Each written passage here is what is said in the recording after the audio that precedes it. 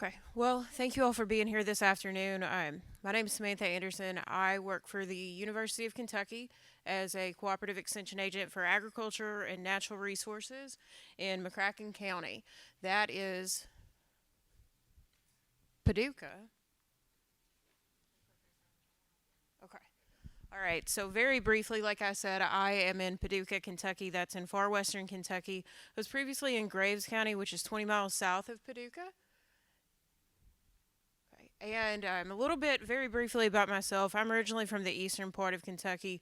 My family has farmed for many years. We primarily raise burley tobacco. In the past 5 years, we've gotten into the hemp business, for better or worse, right? So we started out with 5 acres. It was direct seeded. Not one single bit of it came up. So I don't know if we're foolish or hopeful, because now we're raising 70 acres of clones. We've been very happy with our success, but as you see, the next two bullet points here are going to be common themes about what I talk about. We are cautiously optimistic, and the main thing that I want you all to remember is to not invest more than you're willing to lose. This is from 2017. That's on our farm in Clark County. You can see that those are cloned plants laid out on drip line irrigation. So, I know a lot of you all probably have questions about processors and contracts and what all the market is shaping out to be right now. I completely understand that's a common question right now. So there's a lot of companies out there. I've seen a lot come, I've seen a lot go, I've seen a lot stay somewhere in the middle. But the main thing to remember is to figure out who has the staying power and who do you feel comfortable with signing a contract and partnering with. There's disruption in the current market. There's nothing to say else about that. That's a fact. We have a large supply out there right now, and there are folks that are unfortunately setting on crops that they have in the barn. Has the bubble burst? I will leave that up to you all to determine. I'm not an economist. I'm an extension agent. But we've all seen different things. But like I said, who has the staying power? Hemp has staying power, I believe, as a part of Kentucky, Tennessee agriculture all across the state. Um, when you are looking at contracts, compare them against one another. Unfortunately, there are some bad actors in the industry. Those bad actors usually get taken care of by the market, but unfortunately, it gives a stain to the whole industry. So, using common sense, if you have a lawyer buddy, why not give them a call? Have them look over the contract with you. You would do that for any other contract that you sign. You should do it for a hemp contract as well too. Lastly, as we all know, if it sounds too good to be true, it probably is.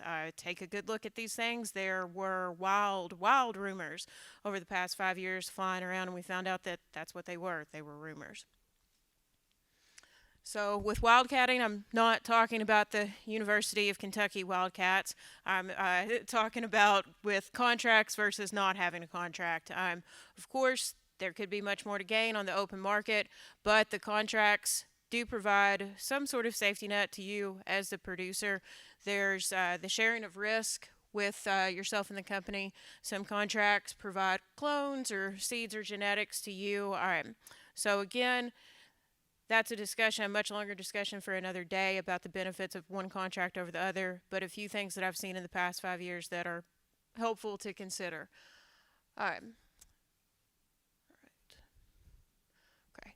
This is another picture. It's about 2 years ago. This is about halfway through the growing season. I'm on a hemp farm in central Kentucky as well, too. It's a very pretty crop to see. All right, so how many of you all have heard that you can just throw hemp seed out in the ground and it'll grow itself and you'll make $1 million? Right? This is not the wonder plant. Unfortunately, we have not found that plant yet. There were rumors going around that you could put it in marginal soil and it would do well. We're not growing ditchweed, you all. We're raising an agricultural commodity. Okay. Some people said, "Oh, you don't have to fertilize it." I haven't met a crop you don't have to fertilize yet. And then one of my most favorite ones is there's no weed pressure, there's no insects, and there's no disease because the THC will kill it off. Well, that's not true. We have seen every year actually disease pressure and insect pressure and weed pressure become worse as it adjusts to the areas that we're growing it in. So none of those things are true. One thing to remember too about the agronomics of it, some processors and contracts can have control over agronomic practices. So that is something to look at in the contract and something to consider as well. All right, so this has got a lot of information on it, I know, but labor and equipment is a big question that we're still trying to figure out a lot of the answers to in the hemp industry. It's still very labor intensive. Like I said, I come from a burley tobacco operation. A lot of this work is similar to burley tobacco. You need to secure your labor early and through proper means as well too. If you are using an H-2A program, I do know that they'll ask for your license for any kind of federal or statewide documentation as well. We on our farm and most farms that I've seen in Kentucky, I've worked with clones, okay, not direct seed. We have used retrofitted tobacco transplanters to do this. You could use vegetable transplanters as well too. If you don't already have that on farm, that's another cost to factor into your decision to grow. Harvest and storage and baling has been a big discussion lately. I've seen every which way being done. Hand harvest, every time that you touch that plant, it's going to cost money. If you hire somebody to cut it, hang it, strip it, it's going to cost money. Every time you handle that plant too, you have the potential to lose floral material, which has the potential to lose CBD potency, for lack of a better term too. So again, something to consider. Mechanical harvesting, I believe, will be what we need to move towards in the future to make this profitable. Storage and baling, there's a lot of jury still out on how well this stuff will store, what conditions that you need to keep it in. That talks about baling too. The balers, I fortunately don't have a price point, but they are expensive. That's something to consider if you're thinking about baling on farm or having the processor bale it themselves too. If we'll go back, no, you're fine. Irrigation, that could be controlled by your processor or contract. You saw a picture of the drip tape that we had earlier. Next slide, I think, has the tobacco guns as well, too, that we use. And growing on plastic, a lot of pros and cons with plastic as well, too. Might say it's biodegradable, but I know 30 years ago we planted peppers on my family's farm. We're still digging up that plastic. So, again, that's something to consider with your contractor and processor about those agronomic things that they're talking about. Picture planting out clones, tobacco setter right there, and some more pictures of irrigation as well. Okay, there's a lot of people out there that say that they know everything there is to know about the hemp industry.